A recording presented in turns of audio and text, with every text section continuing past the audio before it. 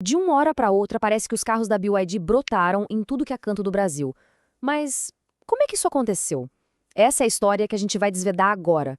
Uma jornada que começa na pobreza extrema e chega ao domínio de uma indústria global. Pois é só olhar para o lado na rua que tem um nome novo por aí. Dá uma sensação de que é uma verdadeira invasão chinesa, não é mesmo? Modelos como o Dolphin, o Song Plus, sério, parece que eles simplesmente surgiram do nada. Então vamos lá, pensa só. Como é que uma empresa que 20 anos atrás nem fazia carro, de repente vira número 1 em vendas no mundo inteiro, passando por cima de gigantes que estão aí há décadas? Essa é a pergunta de 1 milhão e a gente vai responder. Para a gente entender a empresa, a gente precisa primeiro olhar para a pessoa por trás dela. A história da BYD é, no fundo, a história do seu fundador, o Wang Xuanfu. E olha que história! Nascida em 1966 numa pobreza rural absurda, o Wang Chuanfu enfrentou uma tragédia atrás da outra. O pai morreu quando ele tinha 13 anos, a mãe só 2 anos depois. Ele ficou órfão aos 15. A única razão pela qual ele conseguiu continuar estudando foi porque o irmão mais velho largou a própria educação para sustentar a família. A cunhada dele chegou a vender as próprias joias para pagar os livros. Com essa base e uma determinação de ferro, ele se destacou nos estudos, fez um mestrado focado em baterias recarregáveis e, aos 29 anos, pegou um empréstimo com o primo para fundar a BYD. Anos depois, veio um reconhecimento de peso. O Charlie Munger, aquele lendário sócio do Warren Buffett, descreveu o Wang assim: ele é uma combinação de Thomas Edison e Jack Welch, um engenheiro nato e um cara que faz acontecer na produção. Essa descrição nossa já dava uma pista do que viria pela frente. E aqui tem um ponto-chave, viu? A BYD não começou fazendo carros. A origem dela está no mercado super competitivo de baterias. E a entrada no mundo dos carros foi, sem exagero, uma das apostas mais arriscadas da história empresarial moderna. Lá no comecinho, o mercado de baterias era dominado por gigantes japonesas, que usavam linhas de produção 100% automatizadas e caríssimas. O que o Wang fez?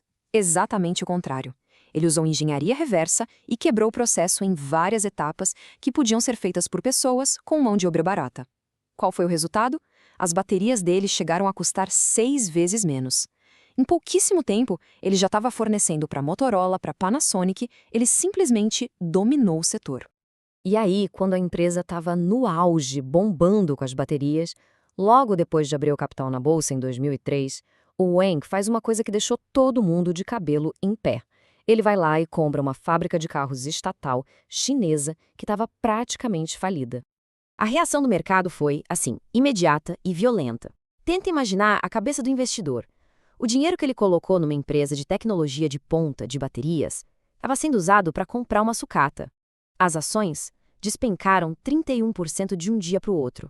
O pessoal achou que ele tinha enlouquecido de vez. Mas aqui está o pulo do gato. O Wang não estava comprando uma montadora, ele estava comprando, na verdade, uma licença para fabricar carros. Era a casca, o atalho que ele precisava para colocar o plano de verdade em prática, construir veículos elétricos que usassem as suas próprias baterias. E a prova de que ele não era louco coisa nenhuma veio 5 anos depois, em 2008. A Berkshire Hathaway, do Warren Buffett, investiu 230 milhões de dólares por quase 10% da BYD. Foi o carimbo de aprovação global que a empresa precisava para decolar de verdade. Agora, vamos falar da tecnologia que, sério, mudou completamente o jogo para a BYD. A tecnologia que está no coração dos carros que a gente vê na rua hoje, a bateria Blade. Para entender essa inovação, a gente precisa de uma aulinha de química bem rápida. A maioria dos concorrentes usava baterias do tipo NCM, com níquel, cobalto e manganês. Elas guardam muita energia, mas o cobalto é um problema ético e elas esquentam mais, sabe? A BYD apostou em outra química, a LFP, com fosfato de ferro e lítio. Ela é mais barata, bem mais segura, estável e não usa cobalto. Só tinha um problema. Tradicionalmente, ela guardava menos energia. E é aqui que a genialidade do Wang aparece de novo. A revolução não foi só na química, foi no design. Pensa numa bateria normal, como uma caixa grande, cheia de caixas médias, que por sua vez estão cheias de caixinhas pequenas, que são as células. A BYD simplesmente eliminou as caixas do meio. As células viraram lâminas compridas, por isso o nome Blade, e foram colocadas direto na caixa grande. O resultado? Um aproveitamento de espaço mais de 50% maior. Problema da densidade resolvido, de um jeito seguro e barato. Tá, mas como é que se vende essa ideia de segurança para o público? Com uma jogada de marketing genial, o teste do prego.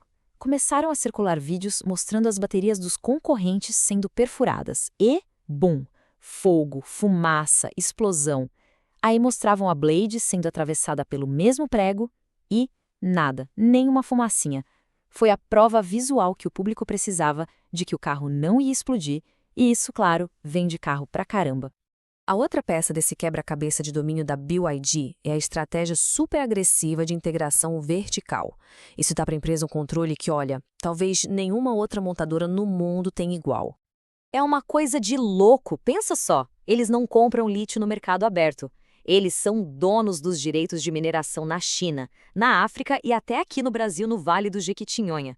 Eles têm as próprias refinarias. Naquela crise de semicondutores que parou o mundo, a BYD fabricava os próprios chips. E a logística para levar tudo isso? Eles têm a própria frota de navios cargueiros gigantes. Resumindo, da mina até o motor do carro, eles controlam absolutamente tudo. Certo. E como é que toda essa estratégia global gigantesca desembocou nessa invasão que a gente está vendo aqui no Brasil? Muita gente acha que eles chegaram ontem, né? Mas a BYD já estava aqui no Brasil desde 2015, fabricando chassis de ônibus elétricos, painel solar. Eles estavam, na verdade, estudando o terreno. O palco para a grande jogada foi montado em 2021, quando a Ford fechou e abandonou aquela fábrica histórica dela em Camaçari, na Bahia. E aí, em 2023, pá, a BYD anuncia um investimento de 5 bilhões e meio de reais para ocupar exatamente aquele espaço. O simbolismo disso foi muito poderoso. Sai um ícone americano do século XX, num movimento visto como desindustrialização, e entra uma gigante chinesa da nova era, prometendo reindustrializar e criar milhares de empregos. O ataque ao mercado foi cirúrgico, especialmente contra a conterária GWM. Para cada lançamento da GWM, a BYD vinha com uma resposta direta. Mas foi o Dolphin que se tornou um divisor de águas. Foi ele que quebrou a barreira do preço e fez o carro elétrico, pela primeira vez na história, parecer uma opção realista para a classe média aqui no Brasil. Mas claro, um crescimento tão rápido, tão agressivo como esse, nunca vem sem polêmicas e sem grandes problemas.